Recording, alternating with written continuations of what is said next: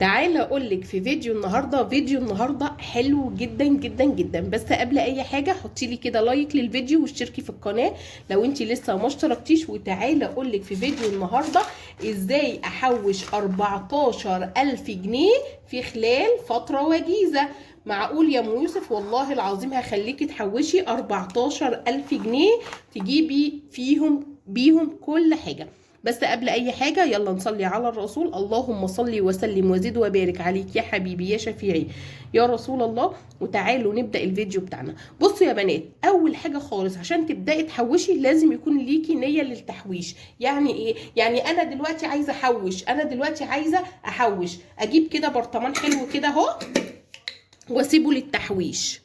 طيب عايزه احوش ايه مثلا؟ عايزه احوش عشان مثلا اجيب حاجه ذهب، عايزه احوش عشان اجيب دبله ذهب في ايديا، عايزه احوش عشان اجيب غويشه ذهب في ايدي، عايزه احوش عشان اجيب سلسله في رقبتي. حسب ما انت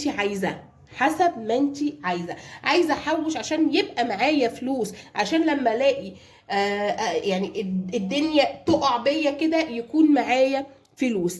طيب اعمل ايه في الفيديو دوت؟ هقولك تعملي ايه. اول حاجه خالص كده يا بنات، حطي هدف قدامك زي ما انا قلت لكم في كل فيديوهاتي. هحط هدف ايه؟ هدف ان انا عايزه احوش، هدف ان انا عايزه امسك على نفسي، هدف ان انا عايزه ابقى حاجه، هدف ان انا عايزه يبقى معايا قرش. طب تعالى اقول لك خطوات تمشي عليها عشان يبقى معاكي على اخر السنه 14000 جنيه. يلا كده صلي على الرسول. اللهم صل وسلم وبارك عليك يا حبيبي يا شفيعي يا رسول الله. وتعالوا نبدا الفيديو بتاعنا. السلام عليكم ورحمة الله وبركاته. عاملين ايه؟ يا رب كلكم تكونوا بخير. النهاردة فيديو جديد، فيديو حلو جدا جدا جدا، ازاي احوش 14000 جنيه في فترة وجيزة. بصوا يا بنات، اول حاجة خالص ان انت تحوشي في سنة. هي السنة ما بقاش فيها اي حاجة، السنة بقت تعدي زي الهوا.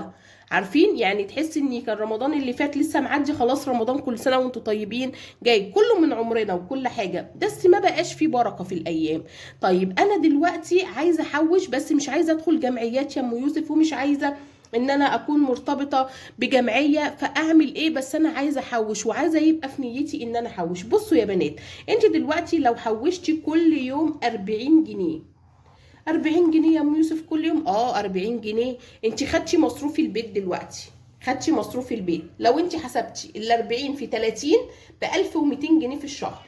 انا عايزه احوش في الشهر 1200 جنيه كل شهر كده يبقى معايا، يبقى انا احط كل يوم 40 جنيه. طب انا يا ام يوسف باخد بالشهر، بتاخدي بالشهر تمام، خدي مصروفك وعيني ال 1200 جنيه دول على جنب.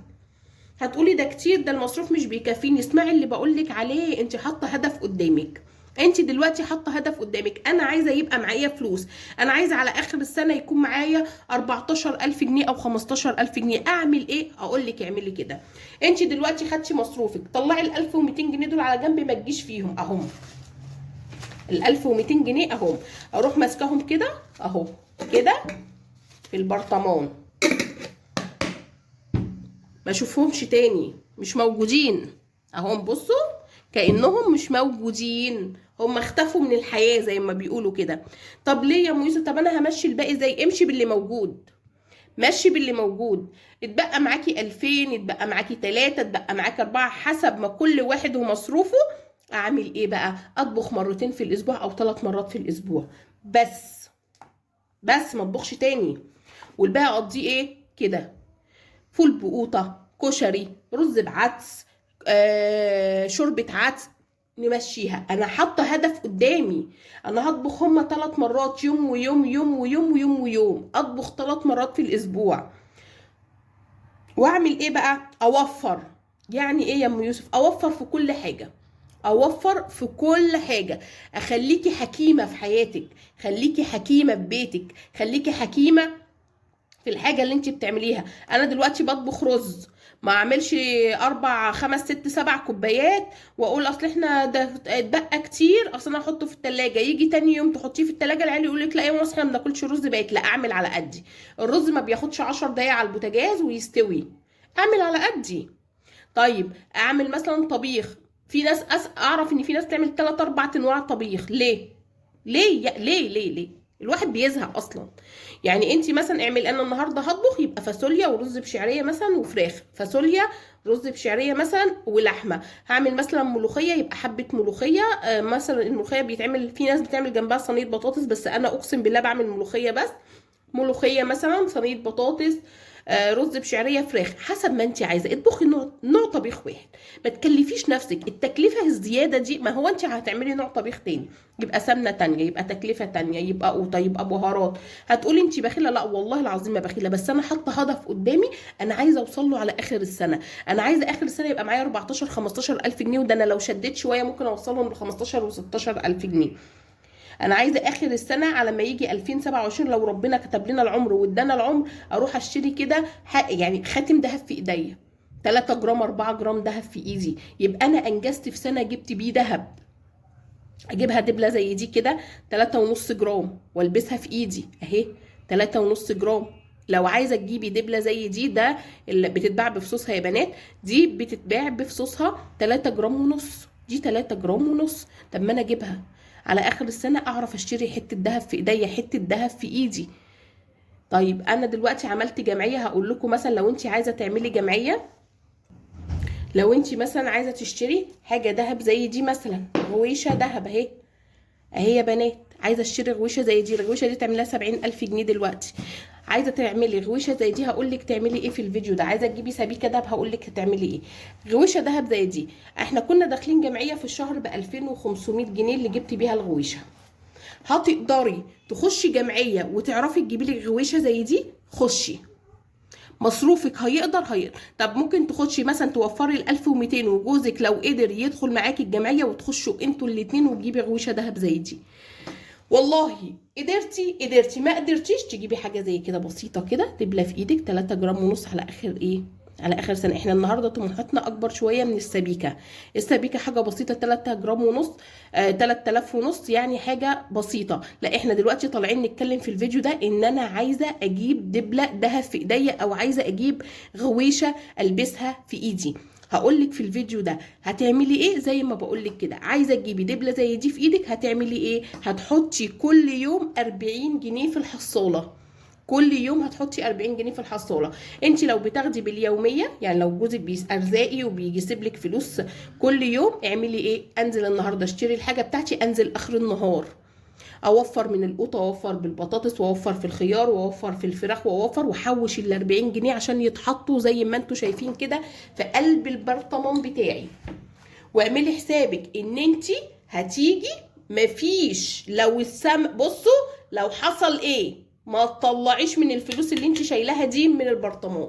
ليه لان انت لو فتحتي البرطمان كده وبداتي تسحبي ولو 100 جنيه ايدك هتفضل تسحب. لا ما تحطيش، اعتبريهم مش موجودين. اتصرفي من جوزك كانك انت ما معكيش فلوس. لو انت حاطه هدف قدامك وعايزه يبقى معاكي فلوس وعايزه تجيبي دبله 3 جرام ونص غير السبيكه الصغيره، هاعملي اللي انا بقولك عليه ده بالظبط. هاتي حوشي كل يوم 40 جنيه، على اخر السنه معاكي 14,000، معاكي 15,000. شاطره التك كمان شويه تعرفي تجيبي حاجه 2 جرام او 2 جرام ونص او 3 جرام. بشطارتك انت هتعرفي تجيبي. بس اهم حاجه حطي خطه التوفير قدامك، حطي خطه ان انت عايزه يبقى معاكي فلوس، ان انت تحوشي، ان انت تقولي بسم الله ابتدينا. ابدأي من اول بكره، وفري من اول بكره، اعملي نقطه من اول السطر من اول بكره. حطي هدف قدامك، والله العظيم هتوصلي وهتجيبي اللي نفسك فيه. وفري في الميه، وفري في الغاز، وفري في الكهرباء، اطبخي 3 مرات بس في الاسبوع، بطلي اكل الدليفري، الاكل بتاع بره، اعملي حلويات في البيت، ما تشتريش سنه لحد ما توصلي للدبله بتاعتك، سنه لحد ما تجيبي الدبله اللي انت عايزاها. سلسله في رقبتك، خاتم في ايدك، حلق في ودنك، بصوا اي حاجه تجيبيها دهب. اي حاجه دهب دلوقتي احسن استثمار يا بنات هو الدهب. دهب دلوقتي كل يوم في الطالع، وبيقولك هيوصل ل 10,000 جنيه وانت طالعه الجرام.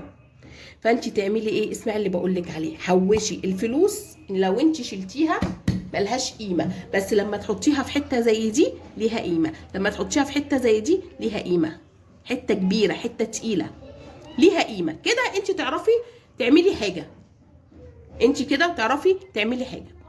فدلوقتي حطي الهدف قدامك. الناس كلها بتستثمر فلوسها في الذهب يا بنات، الناس كلها بتستثمر فلوسها دلوقتي في الذهب، في سبايك، في غوايش، في خواتم، في دبل، في سلسله، في ذهب، عامه في ذهب. وفي ناس دلوقتي بتستثمر في الفضه، زي ما نزل سبايك ذهب نزلت سبايك فضه. يعني اللي ما بيبقاش معاها ممكن تجيبي فضه وتستثمري برضو فيه. فانا دلوقتي طلعت اقول لك حافظي 40 جنيه كل يوم. 40 شاطره وجدعه تعرفي تعيني 100 جنيه لو انت مدقدقه وشاطره وتعرفي تعيني، وانت بتاخدي النهارده طبخت بكره اخد الفلوس واوفر واروح حاطه الفلوس حطها في البرطمان، تبقى انت ست. بصي ست الكل كده زي ما بيقولوا، يبقى انت 100 فل و14، انت ما شاء الله عليكي. فانا طلعت في الفيديو ده اقول لكم يا جماعه يا جماعه استثمري فلوسك، تجري، اشتغلي، هاتي فلوس. مفيش حاجه، احنا دلوقتي في زمن اللي معاه قرش بيسوى قرش، اللي معهوش ما يسواش، اللي معهوش ما اقسم بالله ما يسوى. يا رب يكون الفيديو عجبكم، ولو استفدتي مني ولو بحاجه بسيطه كده حطي لي لايك واشتركي في القناه لو انت لسه ما اشتركتيش، واسيبكم في رعايه الله. مع الف سلامه. فيديوهات تانية كتير على قناتي دي، قناه ام يوسف للتوفير. باي باي.